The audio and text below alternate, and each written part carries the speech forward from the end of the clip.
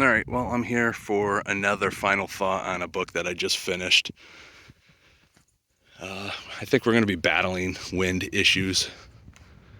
To combat that, I may have to stop walking at times when the wind picks up, and I'm going to walk a little slower than normal. So, the book that I just finished is called Mere Christianity, and it was by C.S. Lewis. The book was released in 1952, and the book was adapted from a series of BBC radio talks between 1941 and 1944.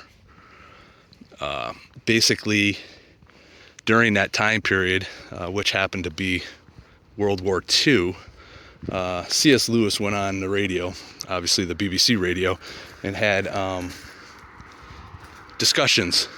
And what they did is they took those radio recordings and turned them into this book. So that's basically where this book came from. It was from his recorded discussions that he had back in that time. It's him basically giving an overall general explanation of what Christianity is.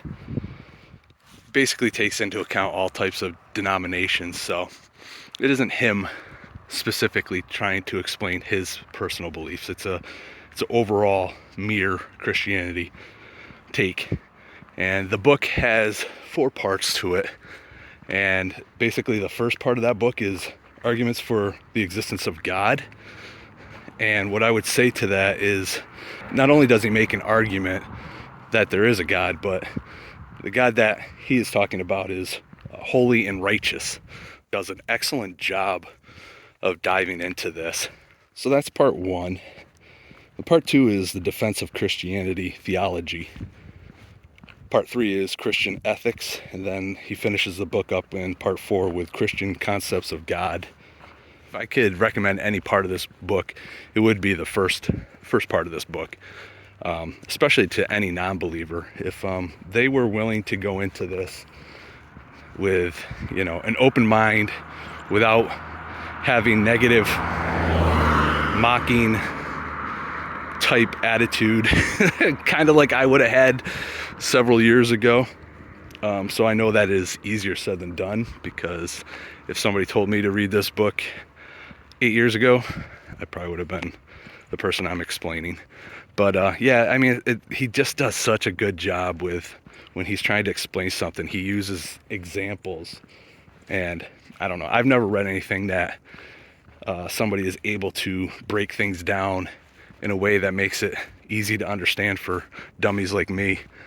So yeah, I would highly recommend this book for anybody who's questioning, and I definitely recommend it to any Christian that's out there. It's just such a good book. It's the second time I've read it, and I personally have gotten more out of it this time than I did the last time, which was probably 2 or 3 years ago. And I think I'm just going to add this to my list of rereads every once in a while. I'll probably pick this up again in 2 years or something. Part of the book is where he talks about pride, and it being the, what does he say, the greatest sin of mankind. And this part is so true. So I think what I'm going to do is just find a spot where I can actually read what that chapter says. All right, well, I'm going to park my butt on this rock and read this chapter. What I will say is that, in my opinion, this is the number one reason why people do not believe in God, and this is the exact reason why I didn't up till a point. The great sin is the name of the chapter. The ultimate vice, the greatest evil, is pride. Other vices such as unchastity, anger, greed, drunkenness, and the like are relatively minor in comparison. It was through pride that the devil became the devil, and pride leads to every other vice. It represents a complete opposite to God. Does this seem like an exaggeration? Take a moment to think about it. I mentioned earlier that the more pride one possesses, the more one dislikes pride in others. In fact, if you want to gauge your level of pride, ask yourself, how much do I dislike it when others ignore me, belittle me, interrupt me, patronize me, or show off? The truth is, each person's pride competes with the pride of others. It is because I want to be the center of attention at a party that I become annoyed when someone else takes that role. People in the same profession rarely get along. Now, what you need to understand is pride is inherently competitive, unlike other vices that are competitive only incidentally. Pride does not derive pleasure from merely possessing something. It derives pleasure from having more of it than the next person.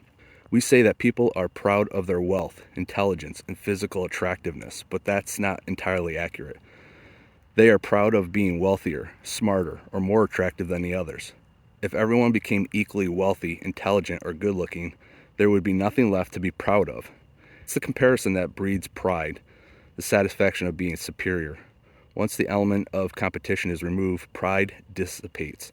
That's why I say that pride is essentially competitive in a way that other vices are not. The sexual impulse may lead two men to compete for the same woman, but that's merely incidental. They could just as easily desire different women. However, a proud person will take your partner away from you, not because they want them, but simply to prove to themselves that they are superior to you. Greed may lead individuals to compete when resources are scarce, but even when a proud person has more than they could ever need, they will still strive to acquire more in order to assert their power. Many of the world's evil, which people often attribute to greed and selfishness, are actually more deeply rooted in pride. Let's consider the role of money. Greed certainly makes a person desire money to afford a better house, luxurious vacations, or exquisite food and drinks. However, there comes a point when a person with an annual income of 10,000 pounds becomes eager to earn 20,000 pounds a year. It's not about the greed for more pleasure. 10,000 pounds can provide all the luxuries that anyone can truly enjoy. It's pride, the desire to be richer than some other wealthy person, and more importantly, the desire for power. Yes, power is what pride truly revels in. Nothing makes a person feel more superior to others than the ability to manipulate them like pawns on a chessboard. Why does a beautiful woman bring misery wherever she goes by collecting admirers? It's not because of her sexual instincts. Such women are often sexually frigid. It's pride. Why do political leaders or entire nations continually demand more and more? Again, it's pride. Pride is inherently competitive, which is why it never ceases. As long as there is one person in the world who is more powerful, wealthier, or more intelligent than the proud person, that person becomes a rival and an enemy. The Christians are correct. Pride has been the primary cause of misery in every nation and family throughout history. Other vices may occasionally bring people together.